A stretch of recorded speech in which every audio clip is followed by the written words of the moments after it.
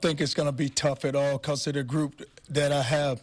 And when you have character and you have class within your program, which what we've recruited over the last few years, they understand. Charlie Strong talking to reporters today about focusing on Friday's game against TCU. He has not been fired despite the talk following Saturday's loss to Kansas. And new tonight, KXAN's Arzo Dost contacted donors to UT Athletics for their thoughts. And Robert Shannon, Coach Strong said he wants to come back. And after spending the day talking to a number of donors, a few even say it might be best to just leave Coach alone and let him finish out his contract. The University of Texas. There's a big push to bring in big dollars to the 40 acres. The Longhorn Foundation, which is the fundraising arm of Texas Athletics, makes its case in this video. Our athletics program is an essential part of our identity. Athletics has its own budget, which is made up of ticket sales, donations or gifts, and licensing fees. The Longhorn Foundation reports that the athletics budget is $180 million. Football making up the largest chunk. And according to an NCAA report from 2015, donors gave more than $31 million to the football program alone.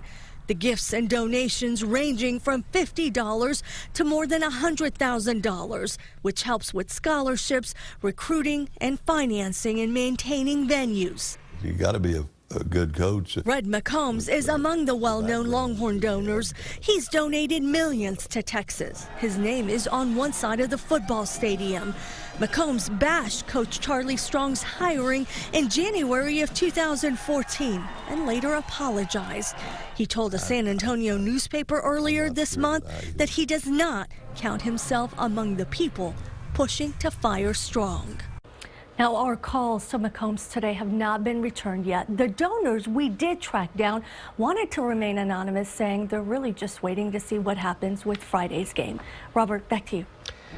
And looking at UT football records over the years, Coach Strong does have the worst record of any coach in Texas Longhorn history. These are just the ones from the beginning of the Southwest Conference.